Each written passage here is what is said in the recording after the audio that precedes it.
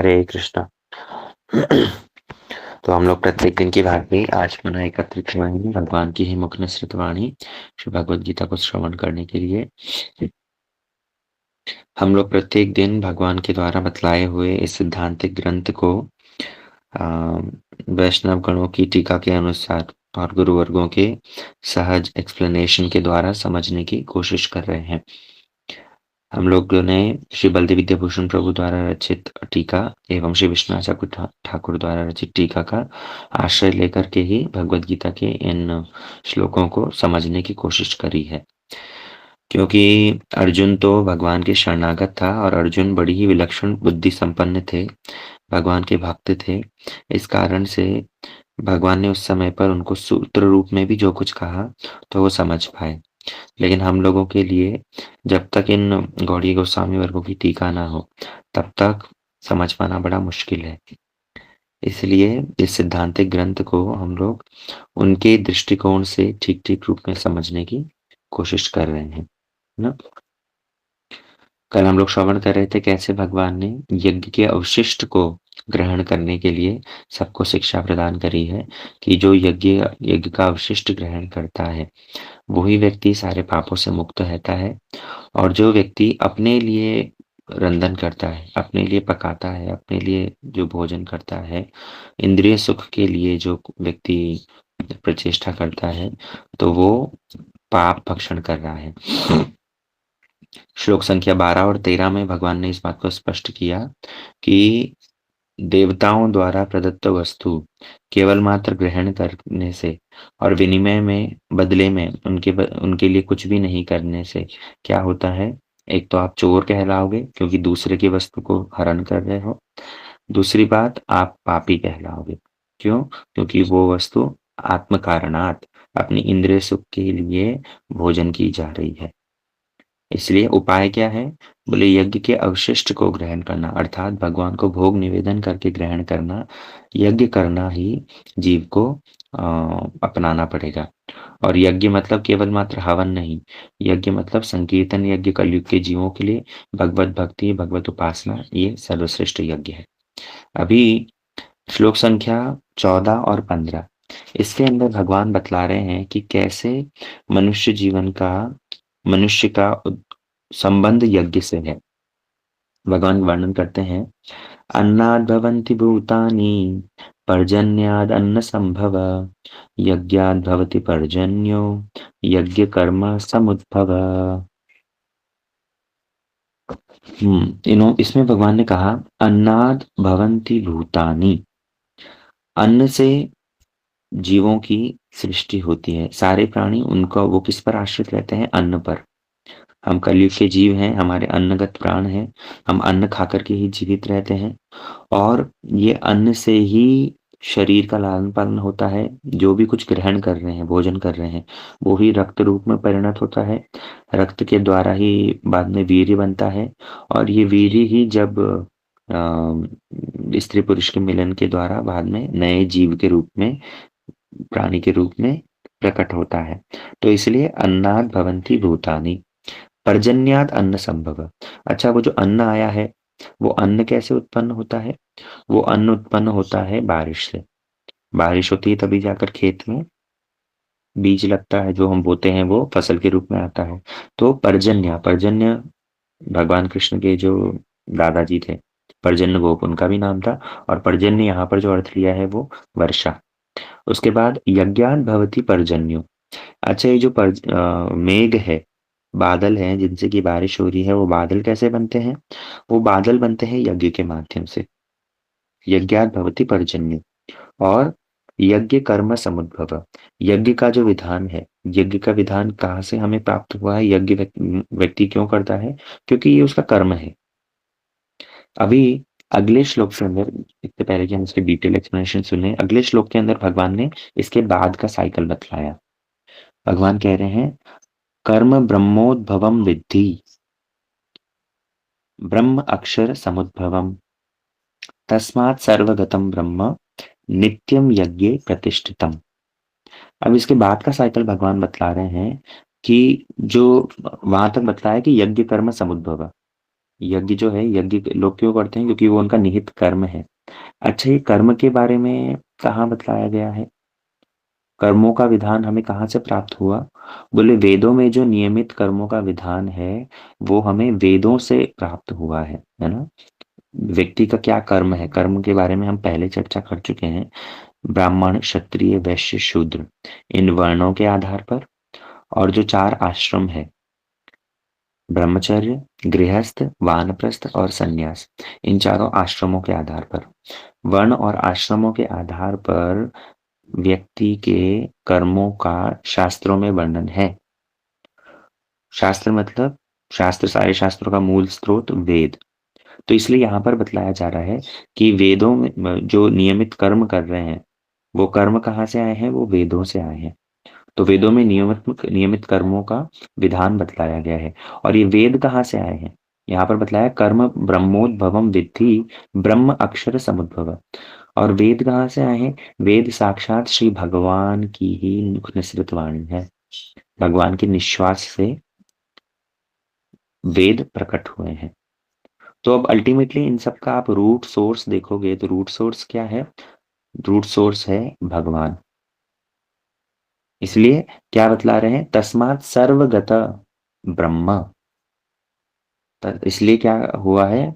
फलतः ये सब के सब वो सर्वव्यापी ब्रह्म, ब्रह्म का मतलब भगवान यहाँ पर लेना होगा। ब्रह्म मतलब, ब्रह्म के कई सारे अर्थ हो सकते हैं, लेकिन इस श्लोक के अंदर हम ब्रह्म का अर्थ भगवान द्वारा लेंगे, वो निराकार ब्रह्म को नहीं लेंगे। तस्मात् सर्वगत ब्रह्म नित्यम यज्ञ प्रतिष्ठित। इसलिए ऐसे जो ब्रह्म, जो भगवान, जो सर्वव्यापी है, सर्वगतम मतलब जो सर्वव्यापी है, ऐसे सर्वव्यापी भगवान कहाँ पर प्रतिष्ठित रहते हैं, कहाँ पर स्थित रहते हैं? यज्ञ में। क्यों? क्योंकि वो यज्ञ आया है वेदों से, और वेद आए हैं कहाँ से? भगवान के निश्वास से। तो ये साइकिल, अनिल प्रभु, मैंने आपको एक चार्ट शेयर किया है व्हाट्सएप पर, आप वो प्रेजेंट कर दो स्क्रीन पर ताकि सब। हाँ नंदिनी माता जी, आपको दिया हूँ, उसको शेयर करिए तो।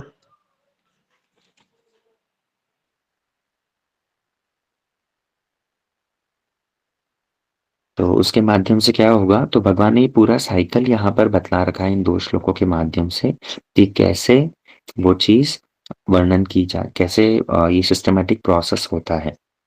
अब क्या हो गया है अभी के समय पर, क्योंकि हम बहुत ज्यादा वैज्ञानिक दृष्टिकोण से विचार करते हैं और शिक्षित हो रहे हैं, शास्त्र शिक्षा नहीं ले रहे, अन्य अन्य शिक्षाओं को ग्रहण कर रहे हैं।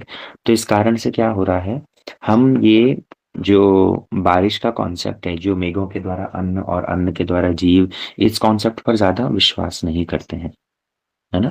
हम लोग की चिंता धारणा क्या रह रही है कि हाँ बारिश होती है, वर्षा होती है, तो वर्षा तो सूर्य के कारण हो रही है। सूर्य से पानी इवेपोरेट होता है, और इवेपोरेट होने के बाद में वो ही बादल बन जाते हैं। बादल उसके बाद में फिर वर्षा करते हैं, है ना? तो ये इवेपोरेशन, कंडेंसेशन, इस प्रोसेस के थ्रू हम लोग अ, वर्षा को एक्सप्लेन कर रहे हैं। लेकिन वास्तविक रूप में ये जो इवेपोरेशन और बादल बन जाना, क्लाउड फॉर्मेशन और फिर कंडेंसेशन, जो विज्ञान जिस बात को समझाता है कि पानी ही जल बन रहा है, जल ही क्या हो रहा है, भाप बन करके आकाश में चला जा रहा है, और कुछ मिट्टी के पार्टिकल से मिल करके वो बन जा रहा है बादल, और फिर वो ही बादल बाद में बारिश कर दे रहे हैं। वो ही जब ठंडा होता है, कंडेंस होता है, तो बारिश हो जा रही है। इसके अंदर भगवान भगवान का कोई रोल नहीं है। या जिस तरह से हम देखते हैं मूवीज के अंदर कि कभी बारिश होनी होती है तो इंद्र क्या करता है, अपने ही वज्र को वहां पर चलाता है, उसके माध्यम से बारिश हो रही है। तो इस सारी चीजों को देख करके हम लोग सोचते हैं कि ये सब फालतू चीजें हैं। विज्ञान इस चीज को स्वीकार नहीं करता कि कोई वहां पर है जो इसको मैनेज कर रहा है, ये चीजें ऑटोमेटिक है। विज्ञान के अनुसार क्या है कि प्रकृति ही सब कुछ है, एवरीथिंग डिपेंड्स ऑन मैटर। वो लोग मैटर को ही ज्यादा प्रभाव देते हैं। लेकिन देखिए, कोई भी चीज ऑटोमेटिक नहीं होती है। पानी यदि इवेपोरेट हो रहा है, यदि वो भाप बन रहा है और भाप बनने के बाद में वो जब आकाश में जा रहा है उससे बादल बन रहा है, ये बादल बनना कोई ऑटोमेटिक प्रोसेस नहीं है। अवश्य ही इसके पीछे कोई ना कोई क्रिएटर है जिसने ये सारे मैकेनिज्म को संभाल रखा है। क्योंकि अगर ये बादल बनना इतना सहज होता, आप विचार करके देखिए, साइंटिस्ट आज के समय पर भी ऐसा बादल नहीं बना पाए हैं, ऐसे कोई बादल लेबोरेटरी में सृष्टि नहीं कर पाए हैं। हम पहले इस बात को समझ कर रहे थे कि कैसे ये पूरा क्लाउड कंडेंसेशन और ये वेपोरेशन क्लाउड फॉर्मेशन का जो प्रोसेस है, ये कितना ज़्यादा कॉम्प्लेक्स है। Best of the best technology होने पर भी आज हम लोग लेबोरेटरी में बादल बना नहीं पा रहे। और मानो बादल बना भी दिया, चलो, तो वो बादल को एक जगह से दूसरी जगह पर ले जाना, उसका मूवमेंट कंट्रोल नहीं कर पा रहे। अभी के समय पर हाँ, विज्ञान के और ज़्यादा एडवांस होने के माध्यम से हम लोग आर्टिफिशियल रेन देख रहे हैं। आर्टिफिशियल रेन समझते हैं तो, जहाँ पर कृत्रिम रूप से बारिश कर दी जाती है। लेकिन वो बारिश भी देखो कब की जाती है, जब वो बारिश आकाश में बादल हो तो की जा सकती है। हेलीकॉप्टर से ज़बरदस्ती उन बादलों के ऊपर कुछ केमिकल्स वगैरह छिड़क करके उनको बरसाया जाता है। तो वहाँ पर जो आर्टिफिशियल रेन भी अगर कहा जाए, वास्तव में वो रेन नहीं है, वो तो क्लाउड की सीडिंग कर दिया आपने। आकाश में पहले से बादल था और उस बादल को आपने फिर कुछ केमिकल्स दे करके बरसवा दिया। लेकिन क्या उस बादल की पोजीशन है, क्या उसको हम चेंज कर सकते हैं? अगर मानो जैसे जल इवेपोरेट हुआ, पानी इवेपोरेट हुआ समुद्र से। समुद्र कहाँ है? जगन्नाथपुरी से पानी इवेपोरेट हुआ और वहां से इवेपोरेट होकर के बादल बना, बादल बन करके वो आ गया नॉर्थ इंडिया में, और नॉर्थ इंडिया में आकर बारिश हो रहा है। अगर कोई चाहे कि नहीं, जो हमारा बादल जो जगन्नाथपुरी से उठा था, हम उसे उड़ीसा में ही कहीं ना कहीं बरसवाएंगे, क्या साइंटिस्ट के पक्ष में संभव है? अभी तक भी वो क्लाउड के मूवमेंट को कंट्रोल नहीं कर पा रहे हैं। डिजायर्ड पर्टिकुलर स्पॉट पर बारिश लाना, रेन करवा देना, अभी तक भी संभव हो नहीं पा रहा है। तो आप देखेंगे कि कितना कॉम्प्लेक्स ये प्रोसेस है, इतना ज़्यादा जटिल ये विधि है जिसके माध्यम से बारिश हो रही है, मेघ बन रहा है, और हम इसे केवल मात्र ऑटोमेटिक कह दे करके भगवान पर विश्वास नहीं करना, ये मूर्खता है। चीज़ें ऑटोमेटिक हो रही है। हाँ, विज्ञान इसको ठीक समझा रहा है। विज्ञान का जो समझाने का तरीका है, वो ठीक है। हम मानते हैं इवापोरेशन होता है, क्लाउड फॉर्मेशन होता है, कंडेंसेशन होता है। ये करेक्ट है। करेक्ट होने पर भी लेकिन कंप्लीट नहीं है। इसके अंदर अन्य-अन्य डेमिगॉड्स जो इंचार्ज हैं वहाँ के, जो सारे देवी-देवता जिनको दायित्व दे रखा है भगवान ने, वो इसके अंदर अपना-अपना रोल अदा करते हैं। केवल मात्र हमें दिख नहीं रहा है। तो ऑटोमेटिक होने का मतलब ये नहीं है कि वहाँ पर कोई कंट्रोलर है ही नहीं। ऑटोमेटिक होने का मतलब ये है कि हमें उस कंट्रोलर के बारे में पता नहीं। हमें उस कंट्रोलर के बारे में पता नहीं है, और वास्तव में हमारे शास्त्रों में उन कंट्रोलर्स के बारे में बतलाया है। लेकिन क्या है, साधु लोग वो कंट्रोलर्स के बारे में डिटेल देने में ज़्यादा विश्वास नहीं रखते, बल्कि वो जो कंट्रोलर को जान करके और उन कंट्रोलर्स के भी ऊपर जो हायर कंट्रोलर है, उसके बारे में जान करके स्पिरिचुअल होने की शिक्षा देते हैं। है ना? हमारा उद्देश्य नहीं है कि कैसे ये बादल बन रहा है, कैसे बारिश हो रही है, कैसे इन सब चीज़ों को समझे। वो मैकेनिज़्म क्या है, उस मैकेनिज़्म को समझे। नहीं, हमारा फ़ोकस होना चाहिए कि वो मैकेनिज़्म मैनेजर जो है, जिसने ये सारी प्रक्रिया को कंट्रोल कर रहा है, और उस प्रक्रिया कंट्रोल करने वाले देवी-देवताओं के भी ऊपर जो परम भगवान है, उस भगवान के विषय में जानने के लिए हमें कोशिश करनी चाहिए। और उस भगवान के विषय में जान करके, उनके शरणागत होकर के उनका भजन करने के लिए हमें कोशिश करनी चाहिए। शास्त्र उस बात पर ज़्यादा फ़ोकस करते हैं। इस बात पर फ़ोकस नहीं, हमें केवल डेटा कलेक्शन नहीं करना है, वो प्रक्रिया कैसे हो रही है, वो सब चीज़ों में नहीं पड़ना है ना?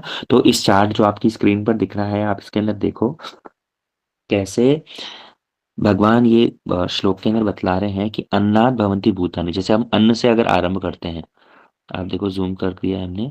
अन्न से जैसे अगर हम आरंभ करते हैं, तो अन्न ग्रहण करता है व्यक्ति, तो उसके माध्यम से वही रक्त बनता है, रक्त के माध्यम से ही जब स्त्री पुरुष का मिलन होता है, तो फिर भूतों की सृष्टि होती है, मतलब नए जीव सृष्टि होते हैं। तो अन्नात् भवन्ति भूतानि। और जब जीव जन्म लेते हैं, तो जीव जो जन्म ले रहे हैं, वो क्या करते हैं? वो वेदों के माध्यम से अपना कर्म करते हैं। ये लास्ट में यहाँ कर्म लिखा है, थोड़ा-सा टाइपिंग मिस्टेक है, तो आप उसे कर्म तो वेदों के माध्यम से क्या होता है, वो अपना कर्म करता है। कर्म मतलब यज्ञ। नेक्स्ट एरो देखो, भूतानी के बाद में है वेद। वेद से आ रहा है कर्म, और कर्म का कर्म जैसे जो अ, यजमान और जो पुरोहित है, वो मिलकर के जो कर्म कर रहे हैं, तो कर्म माने यज्ञ। और यज्ञ के माध्यम से क्या होता है? यज्ञ के माध्यम से ही पर्जन्य, एरो बाय एरो आप चलते चलो। तो यज्ञ के माध्यम से पर्जन्य मतलब मेघ, और मेघों के माध्यम से क्या होता है फिर? अन्न बनता है ना? भागवतम में भगवान कपिल देव इस बात को और क्लियर करते हैं, अपनी माँ को कह रहे हैं कि माँ, एक जीव जब भ्रमण करता है, तो उन्होंने वहां पर बतलाया कि कैसे मृत्यु के उपरांत व्यक्ति को अपने अपने कर्म के अनुसार स्वर्ग या नर्क जाना पड़ता है, और नर्क की यंत्रणा भोग करने के बाद में पुनः वो जीव किसी न किसी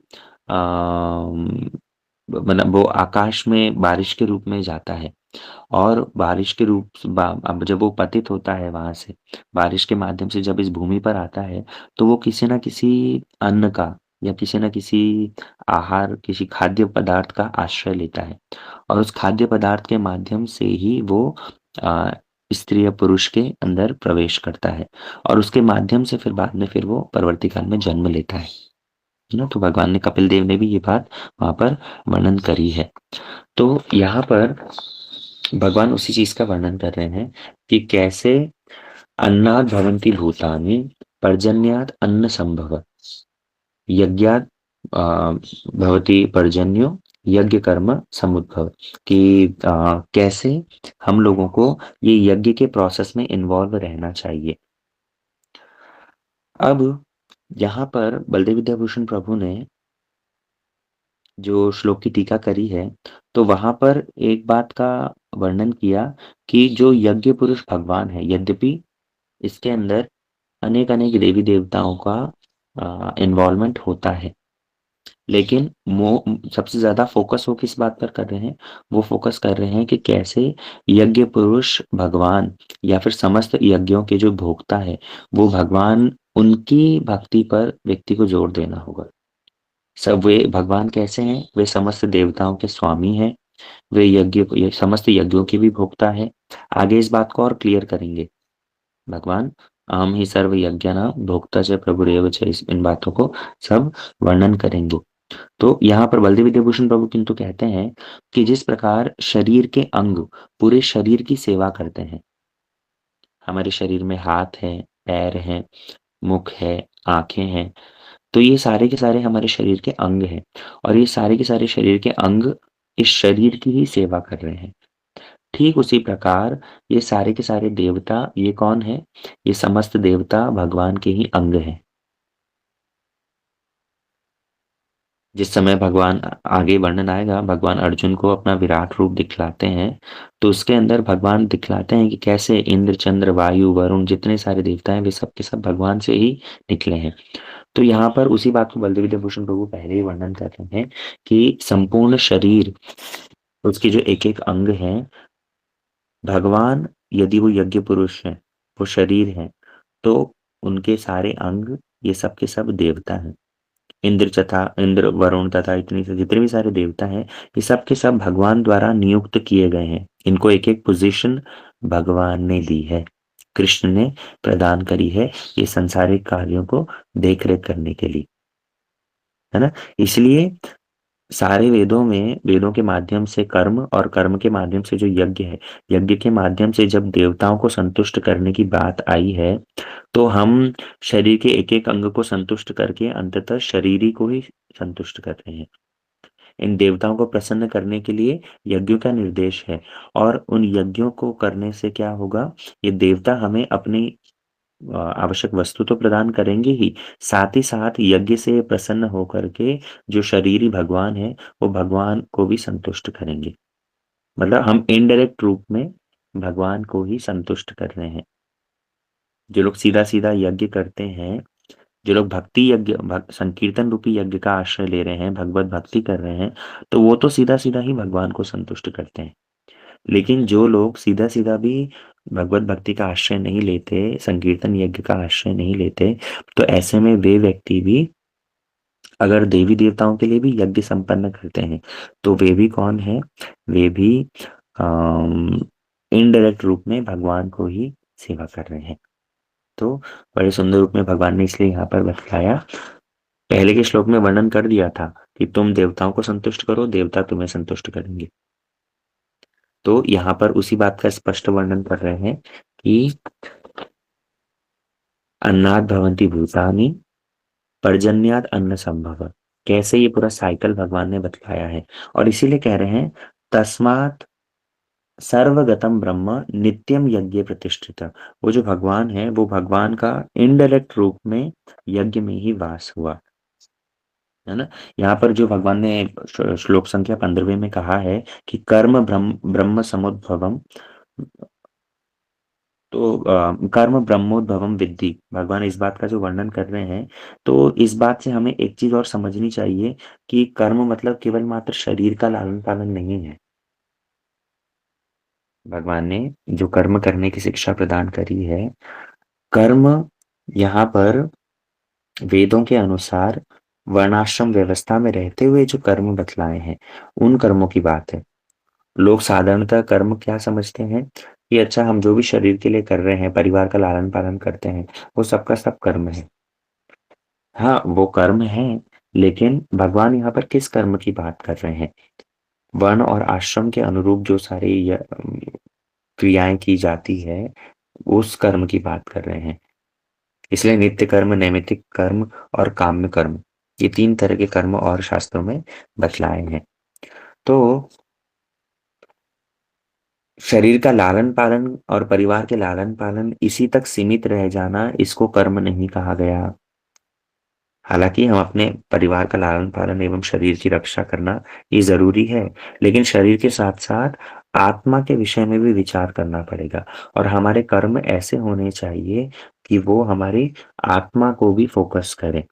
आत्मा को फोकस करने के माध्यम से क्या होगा, हम धीरे धीरे ऊपर उठेंगे, है ना। माता पिता का संतान के को लालन पालन करना या माता पिता का संतान के प्रति जो प्रेम है वो जरूरी है, वो आवश्यक है। लेकिन वो प्रेम कैसा होना चाहिए, वो प्रेम आध्यात्मिक स्तर पर भी होना चाहिए। वो प्रेम स्पिरिचुअल नहीं है। क्यों? क्योंकि वैसा का वैसा प्रेम हम किसी और संतान के प्रति या किसी और जीव के प्रति हम नहीं रखते। केवल मात्र अपने जिसको जन्म दिया है या जिससे शारीरिक संबंध है, तो उसके प्रति ही रखते हैं। ये शारीरिक संबंध जो है ना, संत लोग इसको कहते हैं ये हमारी हॉरिजॉन्टल रिलेशनशिप है।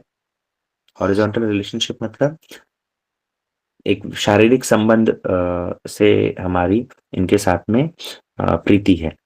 लेकिन वास्तव में हमें ये हॉरिजॉन्टल रिलेशनशिप के साथ साथ वर्टिकल रिलेशनशिप का भी ध्यान रखना चाहिए। वर्टिकल रिलेशनशिप मतलब हमारा भगवान के साथ में जो संबंध है, उसके विषय में ध्यान रखना चाहिए। तो कर्म का मतलब क्या है? कर्म का मतलब यहाँ पर आध्यात्मिक कर्म। कर्म मतलब यज्ञ के माध्यम से जो हम कर्म कर रहे हैं, इसलिए कहा यज्ञ कर्म समुद्भवम। इसलिए यज्ञ का विधान बतलाया है कि जैसे यज्ञ करते हैं तो यज्ञ के माध्यम से हम वो स्पिरिचुअल कनेक्शन भगवान के साथ में वो जो संबंध है वो स्थापित करने की कोशिश कर रहे हैं। अंततः भगवान ही इस साइकिल के अंदर आप देखोगे अगर, तो भूतानी के बाद में जो वेद है, वो वेद स्वयं भगवान ही है। तस्मात् सर्वगतम ब्रह्म, सर्वगतम ब्रह्म मतलब वो भगवान जो वो ब्रह्म जो सब जगह विराजमान है, वो ही वेद के रूप में आए हैं। चक्रवर्ती ठाकुर ने इसलिए यहाँ पर टीका के अंदर वर्णन किया है कि कैसे वो भगवान उनकी निश्वास से ही वेद प्रकटित हुए हैं। उन्होंने बकायदा वहाँ पर श्लोक उद्धृत करके बतलाया है कि कैसे भगवान जब श्वास निश्वास लेते हैं तो श्वास निश्वास के माध्यम से ही श्रुतियों में बतलाया गया है इस बात को कि ऋग्वेद, यजुर्वेद, सामवेद, इन सब वेदों का उद्गम स्रोत क्या है? उस महापुरुष के निश्वास। महापुरुष मतलब वे स्वयं भगवान। वे जब निश्वास लेते हैं तो उसके माध्यम से ही वेद प्रकटित हुए हैं। इसलिए सर्वगत का अर्थात सर्वव्यापक ब्रह्म, सर्वव्यापक जब वो है तो वो यज्ञ में भी तो प्रतिष्ठित है, वो यज्ञ में भी है। बात समझने में जरा जटिल हो सकती है, लेकिन अंततः भगवान यहाँ पर इन दोनों श्लोक के माध्यम से पूरे साइकिल को एक्सप्लेन करते करते बतला रहे हैं कि कैसे यज्ञ से ब्रह्म की प्राप्ति हो सकती है। भगवान को हम प्राप्त कर सकते हैं यज्ञ के माध्यम से। अब चाहे वो सीधा सीधा संकीर्तन यज्ञ यज्ञ या कृष्ण भक्ति के यज्ञ हो, या फिर इनडायरेक्ट रूप में देवताओं के लिए यज्ञ करके और उसके माध्यम से हो। लेकिन वो क्या है, भगवान आगे अभी अभी इस बात को स्पष्ट नहीं कर रहे हैं, आगे और स्पष्ट करेंगे कि जो व्यक्ति देवताओं की पूजा करता है वो भी अविधि पूर्वक मेरी ही पूजा कर रहा है। लेकिन क्योंकि भगवान सिस्टमैटिक अप्रोच यहाँ कर लेकर के चल रहे हैं, यहाँ पर कर्मकांड को स्थापित करना चाह रहे हैं, तो इसलिए भगवान ने अभी यही कहा कि यज्ञ के माध्यम से ब्रह्म की प्राप्ति होती है। वो यज्ञ, अब यज्ञ के कौन से स्तर पर आप हैं वो व्यक्तिगत डिफरेंशिएट वहां पर करना पड़ेगा, है ना? तो यद्यपि यहाँ पर अन्न से ब्रह्म पर्यंत जितनी सारी वस्तुएं हैं, वो सारी वस्तुएं मतलब एक का कारण नेक्स्ट है, नेक्स्ट का कार्य कारण के रूप में बतलाया गया है। लेकिन मूल रूप में यहाँ पर यज्ञ को ही विधेय मानना पड़ेगा, यज्ञ को ही हमारा मूल टारगेट मानना पड़ेगा। यज्ञ की ही प्रशंसा यहाँ पर की गई है ना? और शास्त्र में तो बतलाया ही है कि कैसे अग्नि में जब हम कोई भी वस्तु प्रदान करते हैं तो वो यज्ञ का जो कुंड है वो यज्ञ कुंड स्वयं विष्णु मुख बन जाता है। कहीं कहीं पर वर्णन आया है कि वो यज्ञ कुंड में आहुति देने से वो सूर्य के पास में जाती है, फिर वो ही सूर्य पानी इवेपोरेट करता है और बादल बनते हैं, और बादल बनने के माध्यम से फिर बारिश इत्यादि होती है। तो यहाँ पर भगवान ने ये पूरा साइकिल यज्ञ के साथ में कनेक्ट करके बतलाया है। अब आगामी श्लोकों में भगवान और क्या वर्णन करते हैं वो हम लोग फिर नेक्स्ट क्लासेस में श्रवण करेंगे। आप अवश्य ही इन श्लोकों को घर जा करके मैंने अपने ग्रंथ के अंदर अवश्य देखें। श्री चक्रवर्ती ठाकुर और श्री बलदेव विद्याभूषण प्रभु की जो टीका है उससे आप इसे और समझने की कोशिश कर सकते हैं। पढ़ेंगे अवश्य, सुनते हैं रोज, और सुनने के बाद में फिर जब पढ़ लेंगे तो उससे और ज्यादा क्लियर हो जाएगा। ठीक है, आज के सत्र को यहीं विश्राम देते हैं। वाञ्छाकल्पतरुभ्यश्च कृपा सिन्धुभ्येव च पतितानां पावनेभ्यो